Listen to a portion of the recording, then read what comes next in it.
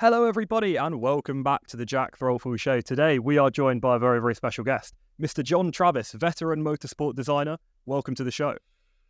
Oh, hi. So I think the best place to get started, John, would be for you to explain a little bit about how you first got into motorsport and kind of where that passion came from as a young man. Well, long time ago. No, always been interested in motorsport. My uncle used to take me around, to Wilton Park and the TT and various things like that. And really got into it, with, mini racing, built my own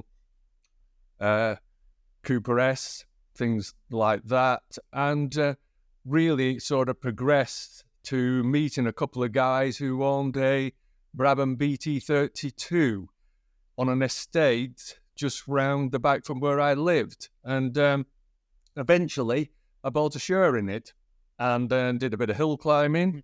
I bought them out and I owned the car outright, got, more sponsorship, bought a March 772P and basically kind of progressed from there. And I think our big step was just finding this multinational Italian company, Riva Mariani, who did thermal installation on oil rigs.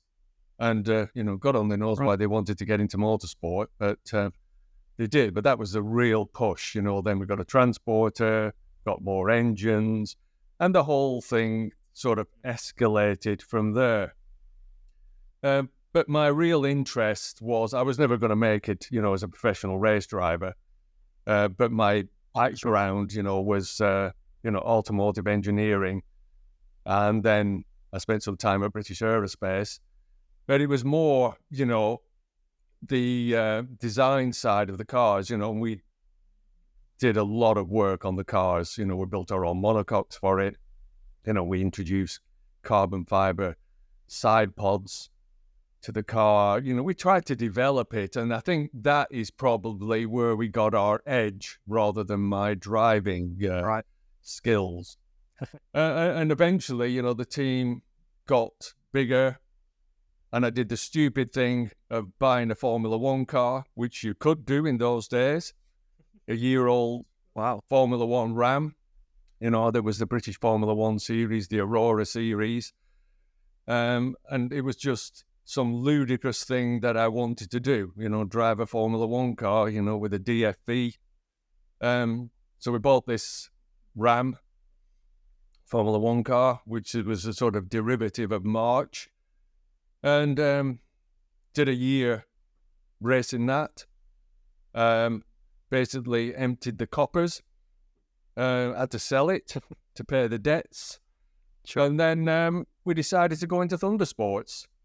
And Thundersports at that time, in the late 80s, paid good prize money. We could have 2 drivers, and we actually made some money out of it. And we decided, well, we needed a better car. So I then started to design our own car. In 8 months, we'd assembled a team, and we built our own car. And then competed another year in Thundersports. But at the time, it was changing, and Fulston was coming in, and we're running Can-Am cars. And our Group 6 car was, we had no chance of winning, and tough to get sponsorship.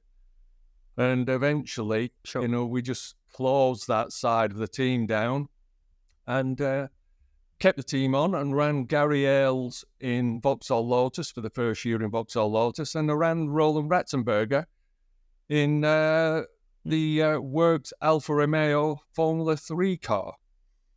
And then the year after that, which was 1988, see, we're looking back in time here, and ran Roland in Formula 3000. And Roland became a real good friend.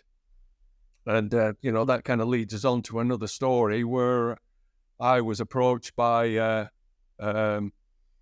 Lola Cars, Mike Blanchet, who's an MD, asked me to come and work for Lola Cars. So that kind of takes us through my motor racing career. So I did 144 races, won 14 of them and one championship.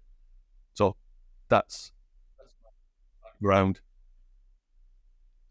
Yeah, for sure. I think, of course, Roland, a very familiar name for Formula One fans. And what I think stands out there as well is one thing we see with all engineering across motorsport is how important it is to be able to kind of translate the language that the drivers speak to the languages that the engineers and the designers speak, and being able to merge those two worlds as you were able to do with your experience would be hugely, hugely informative. And it's something we see all the way up the ranks. It's a skill that we look for in junior drivers to see how well can they understand testing, how well do they know what changes to the setup will, or how will they affect how the car behaves on track, right? If that's something that you felt was a real strength of yours, then going from the design or going from the racing to the designing and kind of being able to feel, successful in both of those worlds and kind of fuel that confidence. Yes, I think it gives you a very good feeling and understanding, for what a driver tells you, because you've been through it yourself. And, when I started race engineering, we didn't have data acquisition. So you really had to sort of interpret, the comments of the driver. And obviously driving, I could understand, what, they were feeling, understeer, oversteer, the balance of the car, the sort of tires, and the general feedback, that a driver would give you. And the thing about Roland was I have never known anybody with the mental capacity to be able to drive a car and then recall every single turn what the car was doing.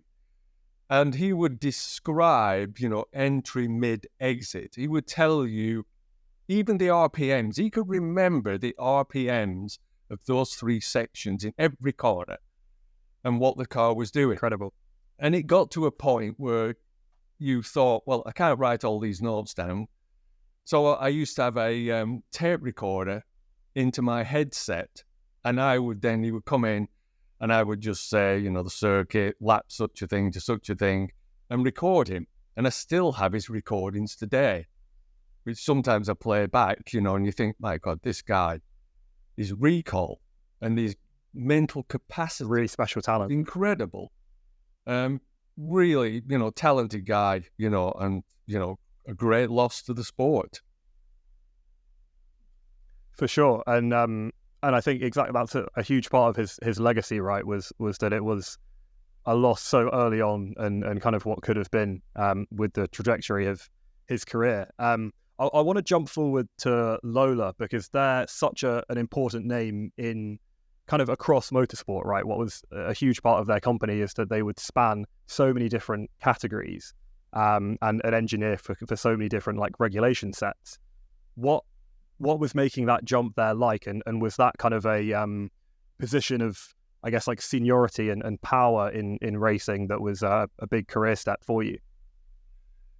I think that the one thing that we are missing now in this country is the stepping stones in motorsport for young engineers. We just haven't got it. The Reynolds, the Lolas, the Rolts, all these people, who, could manufacture and design race cars throughout different series. As a young engineer, you could step in and do Formula Ford, Formula 3, Formula 2, work your way up to Formula 1, which, Lola's did.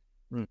And it was a very good stepping stone for, young engineers, because at that time there was no sort of motorsport courses. You tried to get in at the bottom, with a good engineering degree, or not even that. Some of the best engineers I've seen, have come from, humble backgrounds as far as their education's concerned. But those sort of companies, you could bring and nurture good talent. And when I joined Lola's, I joined with Mark Williams and Duncan, and we were doing, the European Formula 3, European 3000 car we were doing. And we did the 1990 Formula 3000 car, won the championship that year. But I was being scattered all over the place. I then went to do the working with Andy Scrivens on the Nissan RC90 Le Mans car. Went to Le Mans. Sure. We stuck the thing on pole. We broke the lap record. I mean, you can look at it, on a YouTube. And what happened that day is we had a wastegate stuck, and we had 1,000 horsepower for qualifying, and just battered the lap record. But it was so diverse, the amount of projects that I was manipulated through, and in that year, then they offered me the position to go and do the Buick Indycar. We'd won a contract with Buick, to build a special car for Indianapolis. That's really special to be able to work on something like a car to run at the Indy500. I think they still have copyrighted their tagline as the greatest spectacle in racing. To go with that, then you're entering with a manufacturer like Buick that have got high ambitions, and it's kind of a big project for Lola. They've been chosen, right, to take on and represent this brand. So you'd been to Le Mans before, you'd worked all across Europe with junior categories.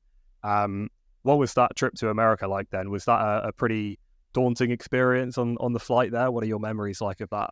Yeah, well, we flew over with Mike Blanchet, to have a meeting, with Buick, and the team was the Quaker State team, Quaker State Oil, not the other lot, with Kenny Bernstein. Kenny was, famous drag racer. And, we went there to Indianapolis, to have the first meeting.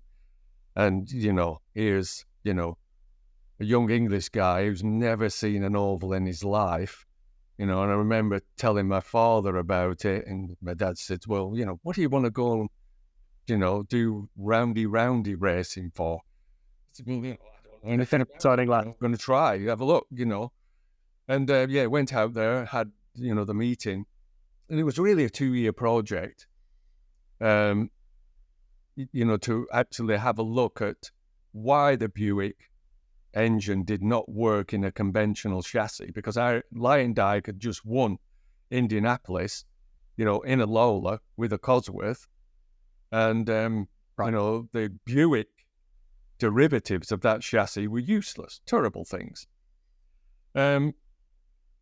So really, I was starting from scratch. But the good thing was Jim Crawford. Now Jim, been over in the States, done a lot of oval racing, and anybody knowing the history, he had an horrendous accident, broke his legs. The guy used to hobble to the car with a walking stick and painkillers. But I knew Jim. Incredible. Because I'd actually raced with Jim. He drove the Tolman Formula 2 car, the Ply Grange, and I was racing the March. So our paths had crossed. But luckily, Jim was my sort of teacher. And the first week we were there, he took me to Indianapolis, and he took me around to turn 2. And there's a gap in the fence on turn 2, right up to the wall, where the marshal post is. And I mean, literally, you're looking over the wall. And he says, stand there, don't move. And there was some cars being tested. And you could hear the car coming around. So, and then you could see it go through turn 1. And then it was just like a shockwave as it brushed the wall where I was standing. This thing was, probably doing 220 miles an hour, brushing the wall. And he says, now do you understand what you're getting into? And then you have a huge amount of respect for that place. Yeah, and how important it is as well. It feels like there's a similar effect with drivers, right? Maybe they look from the outside and think it's not at the same level as something like winning Monaco or some, you know, high level circuit racing. But then once you go over there, you understand the challenge and the skill and the intensity and also the endurance that it takes to compete in the full 500, right? It's to hold that level of average speed for that amount of time is an absolutely incredible physical and mental challenge. So could we tell a bit more of the story then of how that Buick project turned out? Yeah, but I think the other thing is, I think in the world, there's 3 races. You know, there's Monaco for Formula One, there's Le Mans for sports cars, and there's Indianapolis. And Sure, you know, the place has so much history, and you know, when you've got 500,000 people in, it is, you know, nothing else, nothing. You know, even Le Mans does not give you, you know, those goose pimples. So anyway, going back to the project, you know, we started, you know, with a standard Lola with the Buick engine in, and, you know, Jim was driving it. And, you know, you've really got to try and understand. So there's 2 things. One, you know, I'm learning hugely about how, you know, you get a car to go around Indy. And obviously, why does this thing not want to go around, you know, the corners the same? And you then start to understand the setups and how the setups have evolved, you know, over the years. And, you know, just to, you know, give you the sort of background, you know, to an Indycar, you know, you're running around. Yep. I've got my notes here as well because it's a while since I've been there. So, you know, you've got 2.5 mile track. You've got a 9.2 degree banking. And, you know, we've got this car, you know, with a stock block pushrod engine in, with a cast iron block. I mean, it's heavy for a race engine, you know, it weighs, you know, 147 kilos. You know, it's producing 900 horsepower. And, you know, we've got this Sindel turbo on it, so throttle response is not brilliant.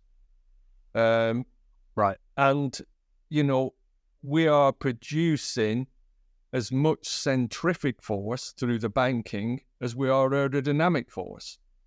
So there's a number of things that play a great part in this, is the relationship of the aerodynamic balance to the relationship of the C of G, because you've got 2 sort of forces there that need to be balanced. And yeah, and give that feel for the driver as well. Sorry? I just to give that balance, and then also that feeds into the confidence for the driver, right? That kind of psychological element of trust that they have to have with the equipment too. Well, they do. And, you know, going on to, you know, to the other side of setups, you know, you've got positive and negative camber, you've got cross weight in the car, and you've got 2 different sizes of rear tire because you've no diff. So we've got like what we call stagger. And really, it's the difference in the circumference of the 2 rear tires that turn the car through the turn. So you do steer it to a degree, but, you know, the actual tires, you know, when you're going down the straight, you're actually having to counter steer it because the car wants to turn left. And then when you enter the corner, you just gently ease off the steering, and the car then rotates through the turn. And the trick about, you know, running cars on ovals is you do not want to scrub speed. You know, if you're going in there and the car, what they did, the Americans call it's binding up, and you can hear the engine, you know, as it goes through the turn, it's having to sort of develop a lot more power to overcome the slip handle to produce the cornering force. And what you're trying to do is have the minimum amount of resistance from the tires to produce the lateral force to get the car to go through the turn. Simply. So that's what it's called. And all you have to do is do that for 500 miles. Yeah, but it's then getting a car, you know, designed to do that. And the beauty about working with Kenny's team, we had a design office. We had we had a machine shop, we had fabrication, we'd taken a lot of guys on from what used to be the old True Sports Indycar team. Well, we could basically make anything. So we started, huge development, on weight distribution, bell housing lengths, manipulating the car in real radical ways to try and understand why this standard car would not work. And, it was sort of a, chicken and egg sort of thing. We would get the sort of mechanical balance right, and then I would go back to England. We'd be back in the wind tunnel. We'd develop then the bodywork and underbody to produce the right characteristics and the right center of pressure to match the sort of C of G that we were running at the time. And it was an iteration over 2 years, to be able to come up with this package. And, with the aerodynamics on an oval car, the car, when it heaves into the corner, the center of pressure must move rearward. You don't want the car to become loose. And when I say loose, oversteer. Sure. Because there is no oversteer on an oval. You're in the wall. So what a good driver is doing, he's driving to the understeer that he feels in the car. And a very good driver can drive right to the edge of the car, just having enough understeer that gives him the confidence, that this car is not going to go loose and put him in the wall. So they're the sort of things, that you're chasing, with the design of a very good IndyCar. But the beauty about this car is it only had to do one job, and that was to qualify on pole. We didn't have to convert it to road course or street circuit. It was just to do that job. And that's, exactly what, we did in the month of May in 92. Incredible. I mean, that must be such a rewarding achievement, right? After all that work, all that tinkering and the iterations of design and overcoming all those different challenges that you mentioned with so many layers of, tire engineering, of aerodynamic and mechanical grit. I mean, what was that moment like, right? When you see it cross the line, you see the average speed come in and your car's at the top. Well, we knew we were going to be very good just by testing, and we'd done an awful lot of testing. I mean, if you talk to anybody that's been to Indianapolis, and it was a month of May, it was a whole month. And if you had a bad car, it was the month of hell. But, we had such a good car. And, we would sit there, we had two cars, Guerrero and Crawford. And, we'd watch everybody during the morning practice. And they'd be, working their way up the timesheet. And Jim said to me, or Roberto would say, "Are we to go and do a warm-up lap?" "Yeah, we'll go out." So, we used to take the car out. I mean, we warm up, at 2:34. And, you could see the people. They would struggle all day, and we were warming up at that, and we'd come back in, have a cup of tea, and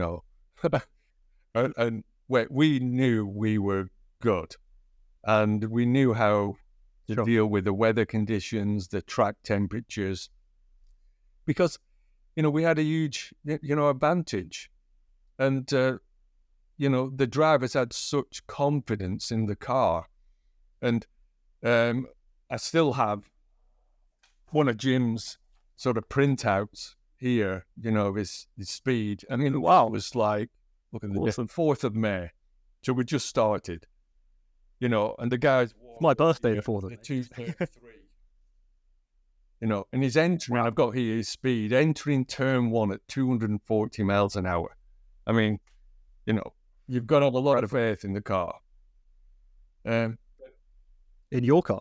Yeah, but it was, a privilege to work with those guys and, to have a baptism of fire and, learn and understand, about oval racing.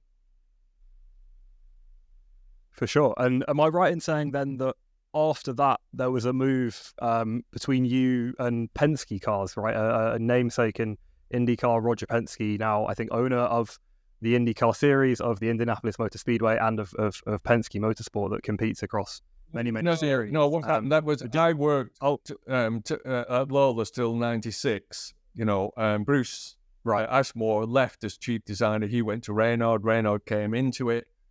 Reynard really raised the game in Champ Car, and I was at Lola's, and 2 years worked with Nigel Mansell because he was our works team driver in Newman Haas. Yes, of course. After winning the World Championship, came over to make the jump, and just incredible driver, to do what he did, and just a privilege, to work with Nigel, because his qualifying on street circuits and road circuits was just so different to any of the American drivers.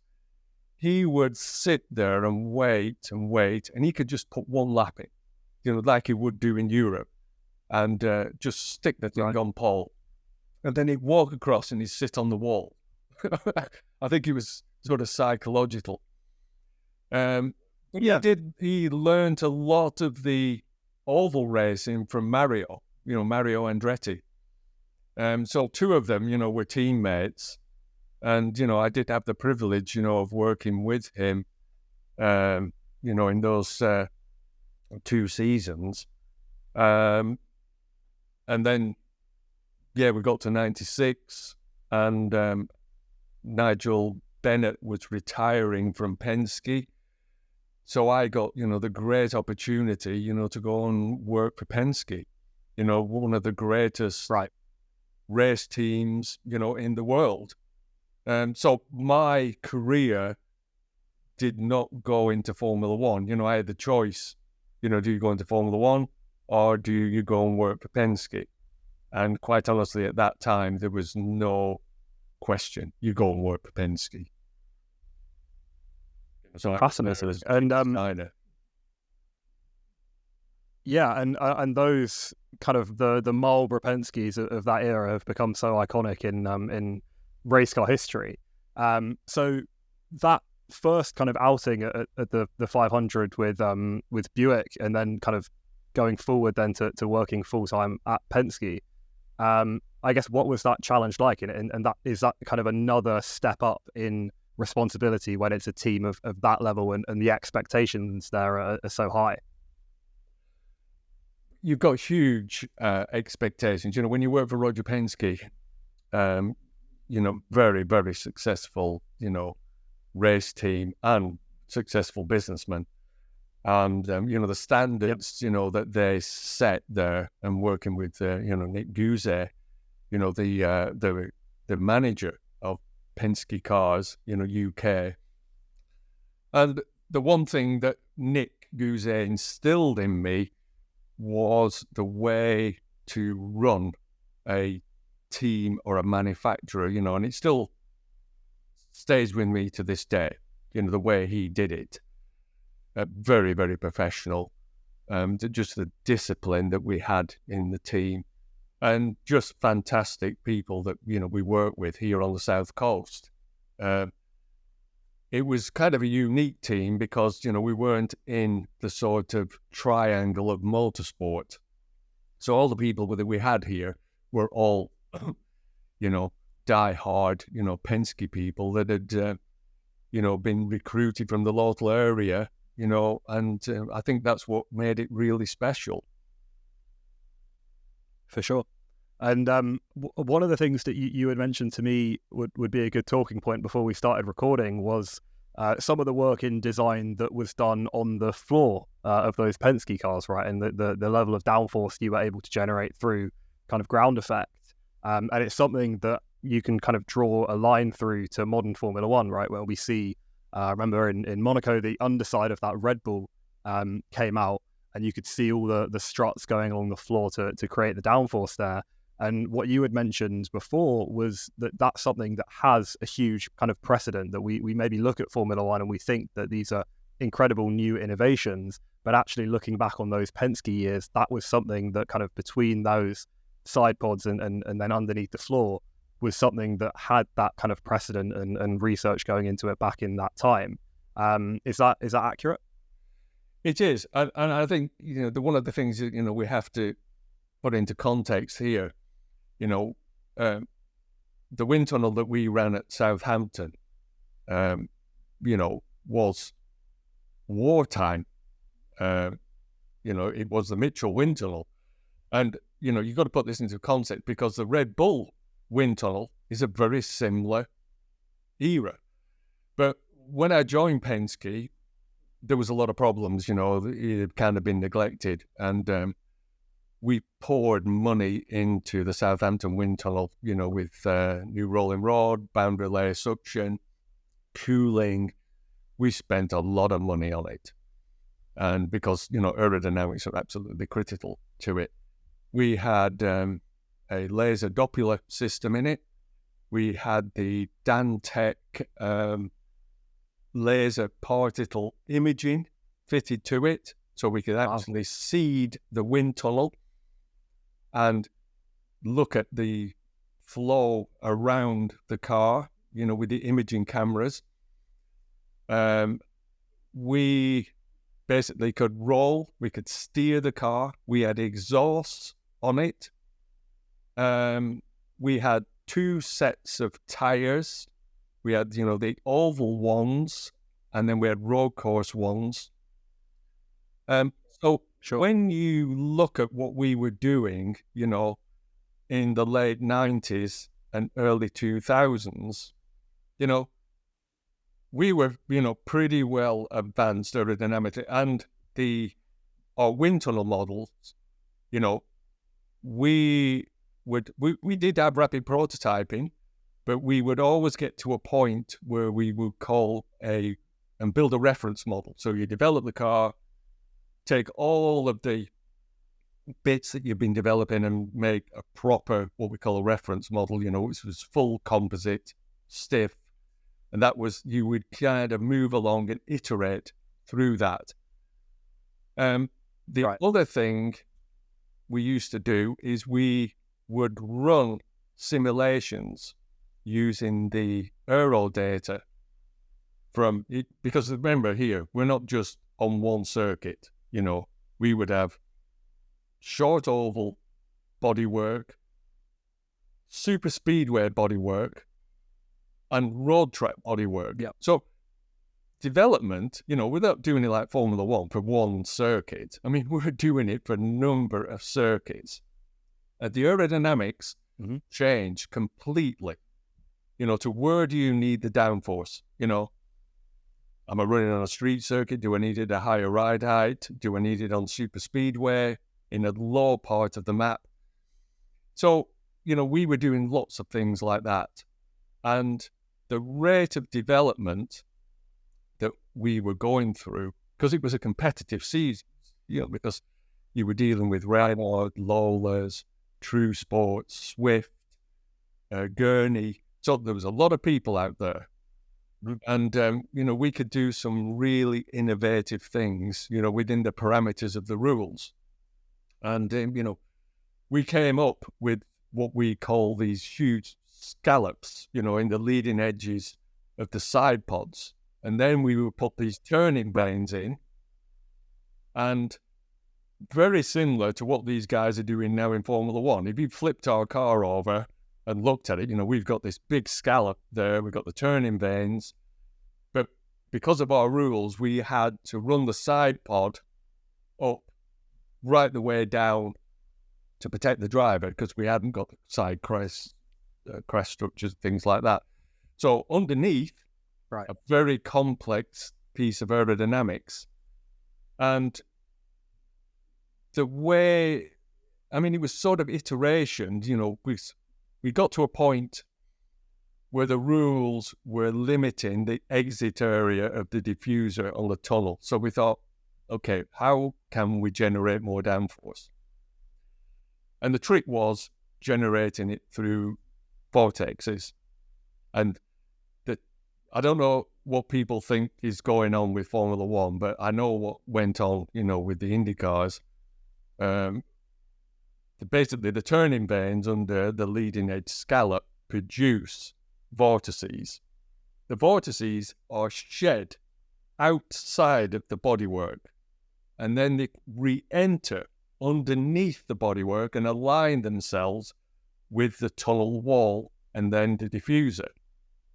So the vortices obviously producing a negative pressure as it enters underneath. Now, the reason we know this is because the vortices that we used to fit, we would put what we call syringe wire through them. Very fine wire through the vortex generator on the trailing edge. That would fit to the underbody. We would then couple that to a pump inside the wind tunnel model. The pump had floor vis in it. So what we used to do is pick a reference ride height, hold it at the ride height, press the pump, which was in the control center of the wind tunnel, inject floor vis. And then the floor vis we get attached to the vortices. The vortices then would go wherever it was, and we could then lift the model up, photograph it, and understand exactly what was doing it and tune the position of the vortex generators to whether we were on ovals, road tracks. Did we want real end stability? Did we want, the car to produce its maximum downforce at a low ride height? But there was a sort of trends, that we were looking at, along with, the laser Doppler and, the particle imaging. So we had a lot of tools there, to be very innovative. And CFD was just coming in, but, we were doing it the old-fashioned way. But at least, we could see what was going on. Yeah, that's really fascinating insight, and I think puts in perspective how that kind of development is taken forward into Formula One, and also, as we know, a lot of the chief engineers or technical directors of the Formula One teams are people that have been in motorsport since those days, right? So using that knowledge that was pushed forward by you guys there, and how that kind of fits in to the picture. I know you mentioned how kind of important it was to feel like part of a strong team at Penske, right? And how well you felt that the whole crew works together. When you're looking, I think this could be really useful kind of information for people like me who are kind of in that graduate position looking to get forward into motorsport. What are attributes or characteristics or maybe virtues that you would look for that people could maybe view as goals when they're trying to get into motorsport engineering? How do you, when you're meeting someone, suss out, I suppose, where their skills are and what the signs of a successful motorsport engineer could be? Well, it's quite interesting you say that, because obviously, the sport has changed, and I'm glad I'm sitting here now telling stories of when, we could actually be competitive in motorsport, which you can't be now. I mean, quite honestly, some of the stuff that's produced, the one-make formulas, I mean, that's not competitive motorsport to me now, and, anybody can, design a one-make formula and just churn them out and make money. But the big thing is what does it do, to the sport in general? Our engineers, our drivers. I mean, our drivers, they don't test. They're sitting in simulators. Sure. What's that all about? It's like saying to an athlete, well, you can't go on the track, but you can run on a running machine. It's as stupid as that. These people are spending so much money. Just get a test team together and go out and run a car. Train your drivers, train your engineers. And I just feel really disappointed, for the young guys that are coming through that haven't got the opportunities that I had. So what I look for, when I'm interviewing people, to come into the sport is, you've done a motorsport degree, you've done a master's degree at some university, and I've looked at, your tutors and, what experience have they had in motorsport? No disrespect, but not a lot. And then, I interview guys. I mean, some of the guys, you interview, they're brilliant, absolutely brilliant. But the problem is they've not been exposed to the whole disciplines of motorsport, and they'll do a thesis on some small part. And I'll give you an example. A guy comes along and he's done a PhD on a wicker. Now, you know what a wicker is, the gurney flap that fits on the back of a wing. He's done a PhD in that. Yeah. He's now got a doctorate in aerodynamics. And I'm thinking, yeah, sure. Can you design a car? No. So what I look for is, in young engineers, is what other things have you actually done apart from go to university? And I interviewed 3 guys when I was at Worth Research, to go on the Honda Indycar project and the sports car project not too long ago. And I went through all of human resources, pick all of these graduates out and, very highly qualified. My thinking was, we need a bit more from these. And I picked 3 guys out. 2 of them raced karts. They did their own sort of engineering on the karts. They built their own engines on the karts. They were competitive karters. And another guy who ran a business for making printing gaskets out for old motorcycles. So he'd started this business, really interested in, engines and motorcycle engines, and ran this. So after all of the people, I picked these 3 people out, and, they were very, very good, because, not only were they academically qualified, but they also had the right attributes, and they'd also, done other things apart from just, done whatever they had to do at uni. Just the degrees. So my advice to people is try and join the team, try and join, an engine builder, do whatever it is to get to the other side of academia, use this, and try and put the 2 together, and you'll make a better engineer. I know it's pretty tough now, because there isn't those sort of opportunities. Yeah, for sure. And I think also, there is at least some level of maybe even like amateur racing in the UK where you can go or maybe something like, I think Ginetta Juniors, right, is hugely important for young drivers. But at the same time, those spaces are really limited. And to get that knowledge that you need to not only understand how a car works in a classroom, but how a race team works throughout a weekend where you're going to be changing things, something will break that you wouldn't have studied before, or you'll have to replace a part in a limited amount of time under pressure, and all those little moments. It definitely seems like that's a gap in the current wave of people looking to progress forward. I'm interested now to maybe jump forward to another part of your career as a designer, and that would be the story of A1GP, because when we look back across motorsport, that's such a fascinating chapter in the book of international racing, and so many layers, of course, to that story. But how were you first approached and kind of attracted by the project of working with A1GP? The first A1 car, Lola won the contract. for it, but we actually did tender for it.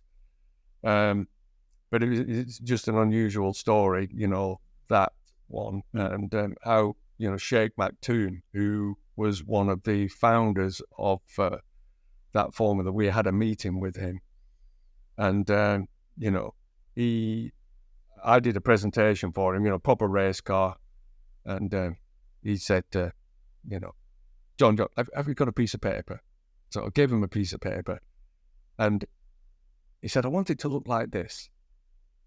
I want it to look like the Batmobile.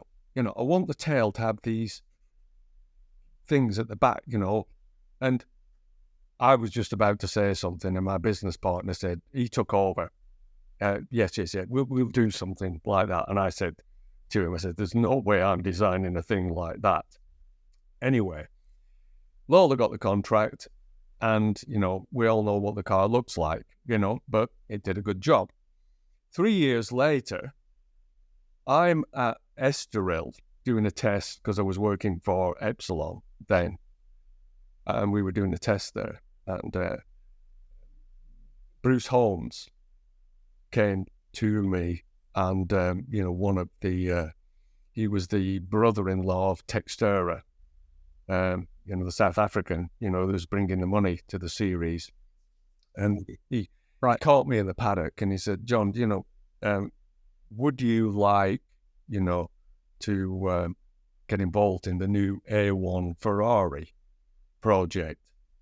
I said, Bruce, I don't really like the series. He said, no. He said, look, you need to go over to Maranello, talk to the guys there, because he said, this is really serious. So I said, okay.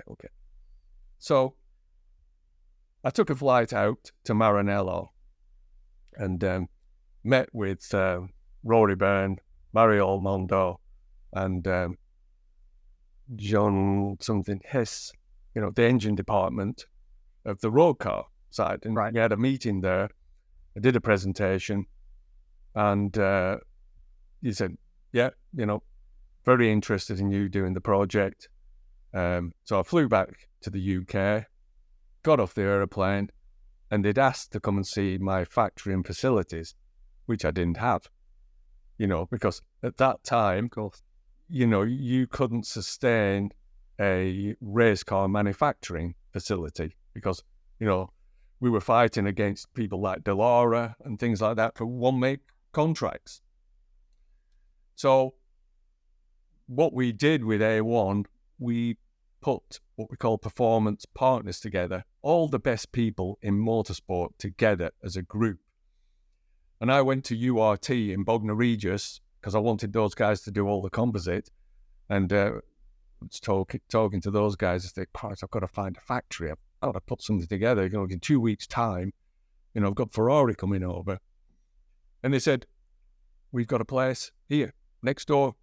And walked in, it had a design office, it had stores, reception. It was actually perfectly laid out, to design and assemble these cars.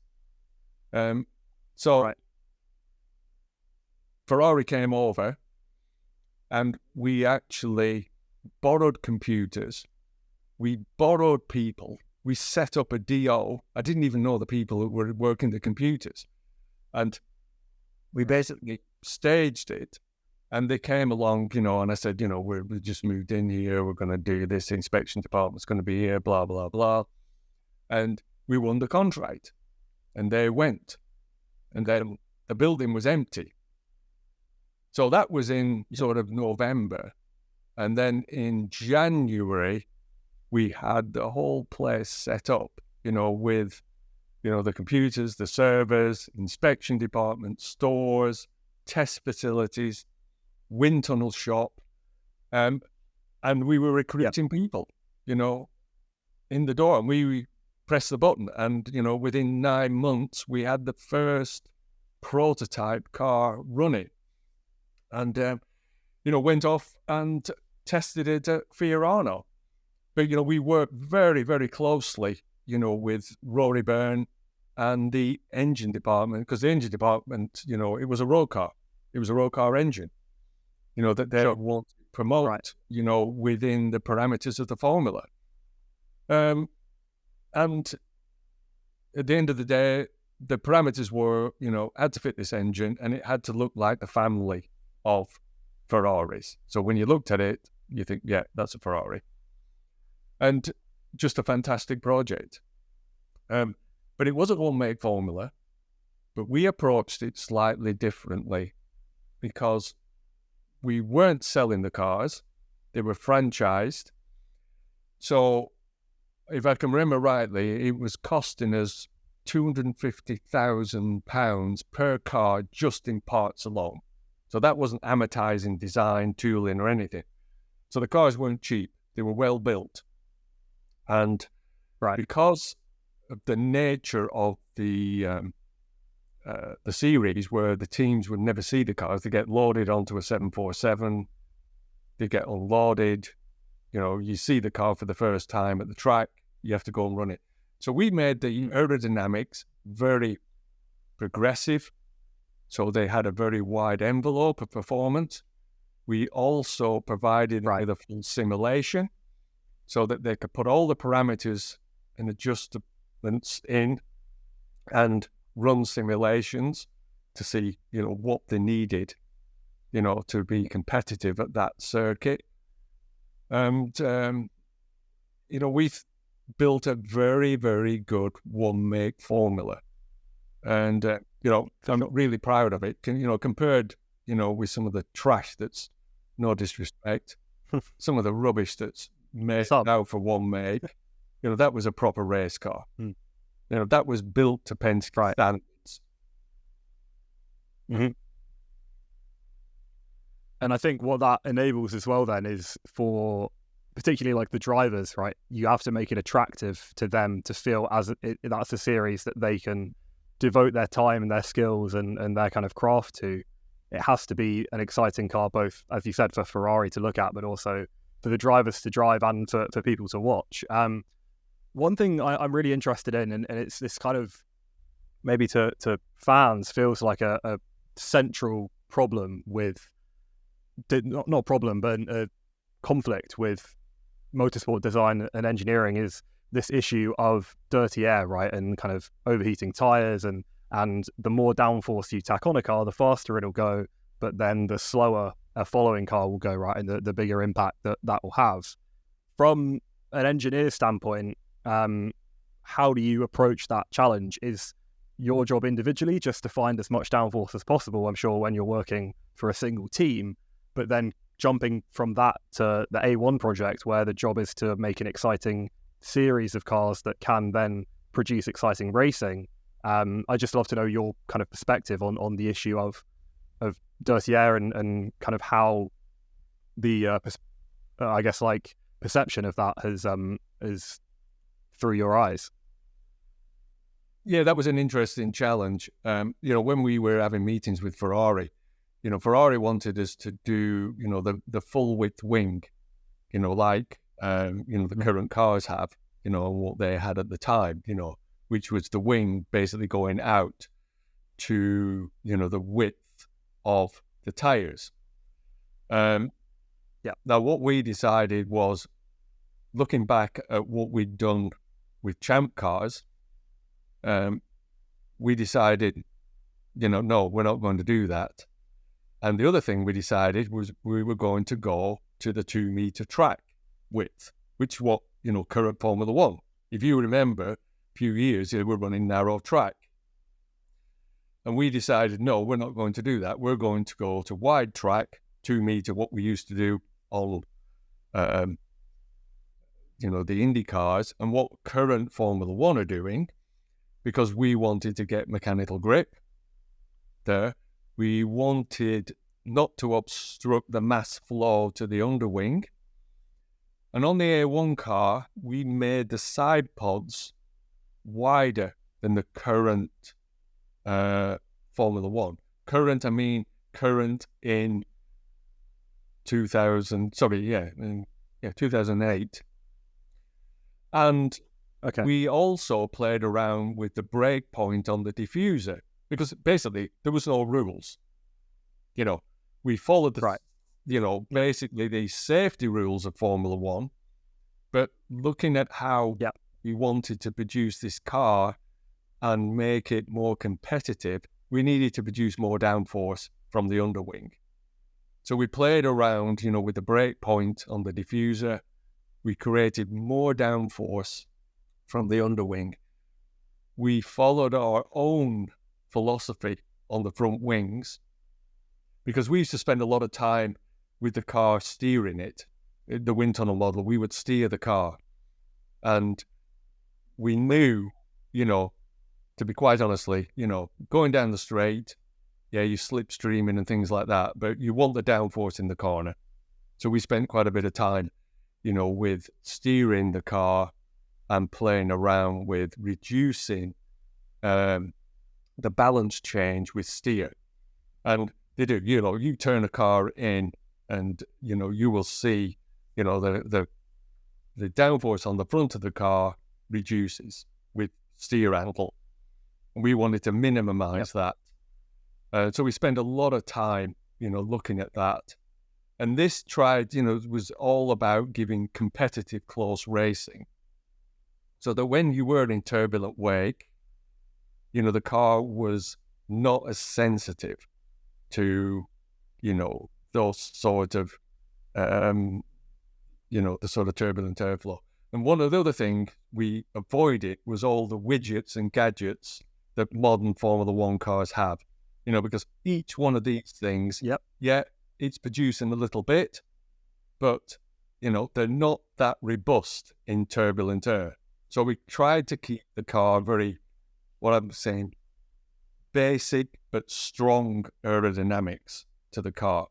So we tried to reduce the sensitivity of the car in turbulent wake so that we could have close racing. So that was basically our sort of philosophy, behind that. Yeah, and I think it was a success, right? Looking at some of the, the people could look back on the highlights from that year and the racing that they had in A1GP. I think that there was also, am I right in saying that there was a power boost system or a system within the powertrain that, a bit like we have the hybrid battery in Formula One, where there's kind of an extra push to change the power of the engine. And it was push to pass, but that was controlled by the ECU and the engine mapping, so that we could do that, the push to pass. It wasn't, aerodynamics or anything like that. It was basically mapped in the ECU, that would give you that extra, horsepower, to do your overtaking maneuver. Interesting. And I think that's similar because obviously we know Formula One now has moved that idea to the rear wing, but I think in modern IndyCar they still have a similar system where it's connected to the powertrain. I'm interested to know, kind of looking to your current position in engineering and the direction at which motorsport is moving, how you feel about the hybridization that we're seeing come into the IMSA Championship and Le Mans, and of course that came into Formula One in 2014 and is, I think, growing in 26. They're adding a larger electric element to the powertrain there. Do you feel that presents a new challenge for engineers that's equally interesting to full ICE engines, or just what's your kind of analysis on that as we look to the future of racing and the kind of necessary change to make racing more electric? Is that something you view positively, negatively? What do you think? Oh no, I drive an electric car. I think they're interesting, but there's another reason for why I drive an electric car. But no, I think it's quite fascinating, and I did some work for a company on a hypercar, to try and understand, and very complex, where, especially, with the Le Mans type cars, where you've got the electric motor on the front axle, and bringing that in and out, and what that actually does to the tires, because, you're driving a car there and the front tires there are just basically to produce, cornering and braking force, and then you're introducing basically, a power and traction element into that, what that does to the actual tire. I think it's very interesting. And, the hybrid systems, that are being produced, especially in sports cars, it's the way, we have to go. We have to be seen, and, we have to do it, for, to set the standards, for automotive and emissions. So, I'm all for that side of things, but I don't want to see it go like, Formula E, which Formula E is great. It fits a niche market where you can race in cities and things like that. But, you look at the car, and quite honestly, it looks like, if you give a child a piece of paper and say, draw a racing car, that's probably what they look like. I mean, the thing is utter, it's not designed as a race car. It's designed as an object, right, to be propelled by electric. To be marketed as well. But the series is good, and the concept is good, but it's competitive in the way that you're managing your energy, and not in the way that I know it by tuning the car. And I have a good friend who runs a very competitive team, and we have, beer together, and he's saying, that, they don't talk about springs, anti-roll bars, dampers, diffs, things like that. It's all about energy management, all about energy recovering and strategy. So motorsport has changed in that way. It's gone, from, the people like me to somebody there sitting on a computer. And he says, his engineers will never even look at the car, never even touch it. Don't look at it. Everything is on the screen. And that's where, motorsport's going. Take Formula One, a race engineer in Formula One, what's he going to do? Tire pressures and a bit of front wing. It's fantastic series, fantastic cars, very detailed. But do I want to be involved in it? No, I think I've had the best years. Right, but I think at the same time, though, what we're seeing with the new, I guess, maybe it's kind of proves you right, but with the hypercars we were talking about earlier, there is still that element of creativity that is allowed. Right? I mean, I think if you look at, for example, I was talking more the single seat. I think the hypercars are very interesting. Yeah, and I hold my hand up, to Ferrari. 58 years, those guys come back and win. Amazing. But there is one question. Balance of performance. Now, I don't like this. I hate the word. When, you're playing around with balancing the performance, I think, it's like going to Usain Bolt and saying, Usain, too fast, mate. These other guys want to be able to win. So we're going to put a bit of lead in your trainers and slow you down. It's that sort of hypocrisy that's coming into the sport. And it shouldn't be. There should be a set of rules there. You abide by the rules and the fastest man wins. And it's up to the other teams to catch up, not to slow them down. Yeah, and that's exactly what Toyota was saying after Ferrari took that victory, right? Was saying that they felt that the series wanted a new winner that wasn't Toyota, so that they were unfairly punished in the balance of power.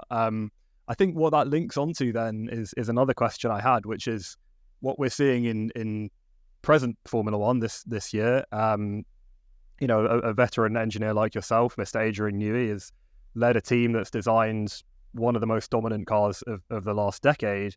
But from a regulatory perspective, the series is, yes, more popular than it's ever been, but I don't think that the retention of viewership throughout a race is what it was back in 21 when we had a proper title fight.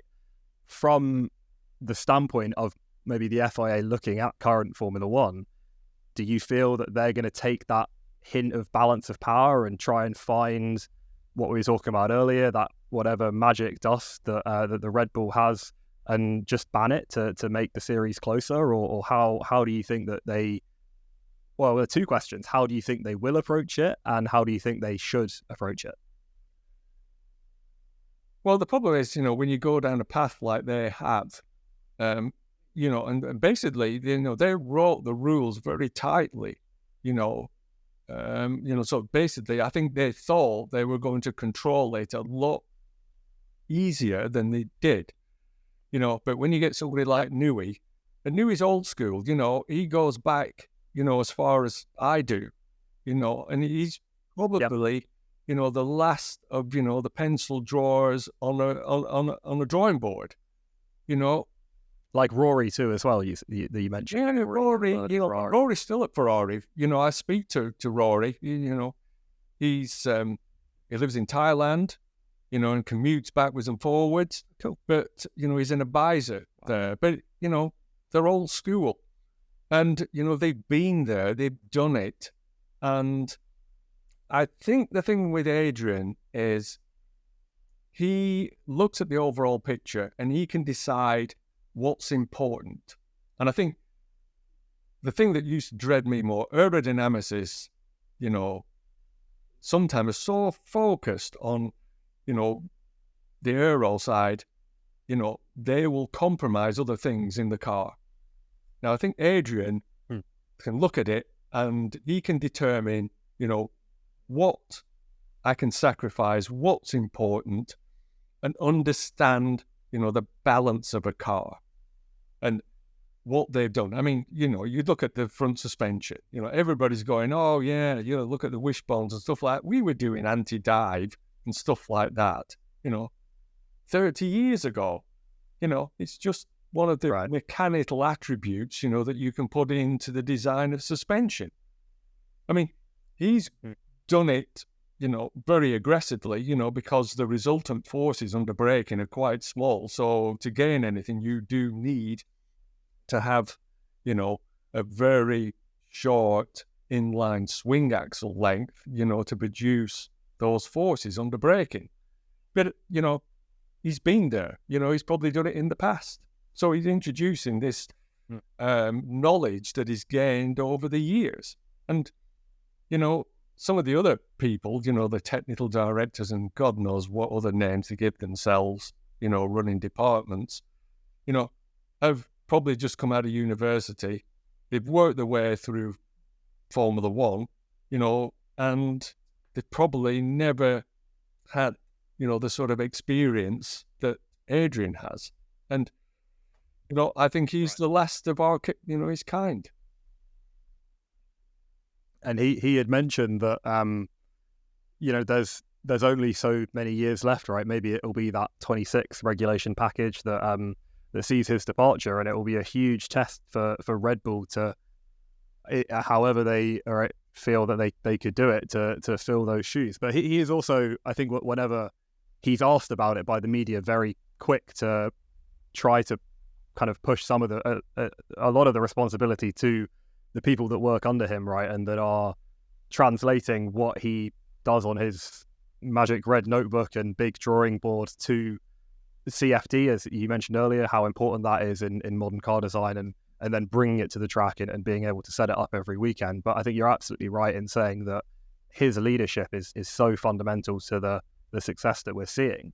I think one last thing that I wanted to touch on maybe was where your career's taken you at the moment, right? I think, am I right in saying that it's with the nautical world now? Yeah, but just to comment, just finally on sure, Adrian, and my approach as well. Don't think, I love young engineers. I love being able to work with them because this, they're the future. They've got a lot of ideas. And it's people like us. We're just like conductors of an orchestra. The young engineers are playing the instruments. We're just sat there conducting them. And,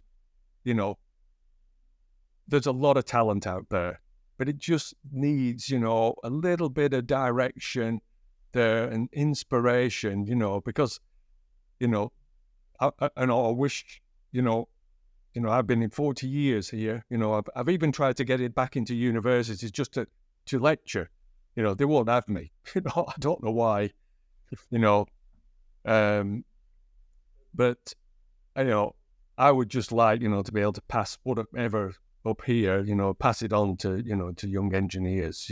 It's what a waste otherwise. But coming back to the other thing, no, during COVID,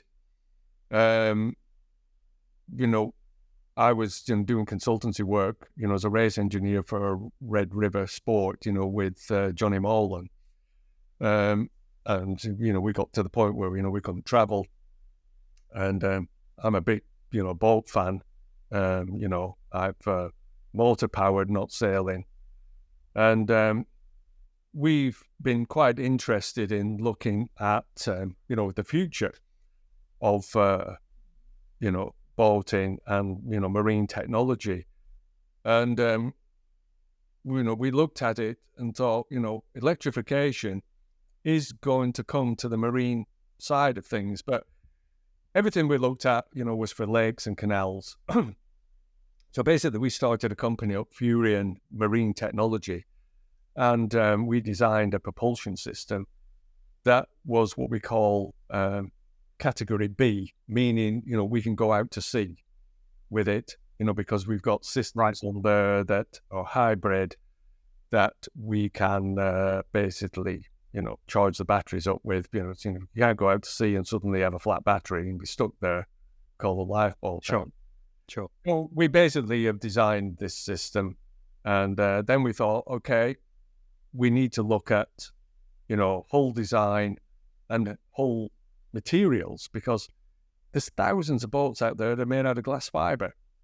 What happens to them end of life? They get burned, they get scuttled, they get put in landfill. So we've done a whole boat using, biodegradable materials, beacon, flax, with a bioresin system. So basically, it's a project, that's not restrained by rules, apart from the safety rules, of the categorization of the boat. But, I brought two of my designers on, and, we mapped my boat and basically converted that into electric power, and decided, it is possible to do this, and have an electric boat. So that's kind of, where I am, at the moment. Incredible. And it sounds like it's such a project that's looking to the future, but is also bridging all the experience that you've had in the past in engineering and putting a successful team together to build something new, right? And I think that's been a really fascinating kind of through line to your whole career in car design. I think this has been a really, really informative look, and we've touched on a huge amount of different topics, from sports cars to Indy cars to Formula One to junior racing, and all the different layers that have gone along with that. So I'd love to say thank you very much for coming on, John. We've got, just for race fans, we've got the Indycar Mid-Ohio road course race this weekend. We've got the Chicago street race in NASCAR this weekend. And we also have the Austrian Grand Prix at the Red Bull Ring. So make sure to check those out. And we'll be talking about all of those on the show next week. But as we wrap up here, I'll say a final thank you very much to John for coming on. Thank you guys for listening. Thank you.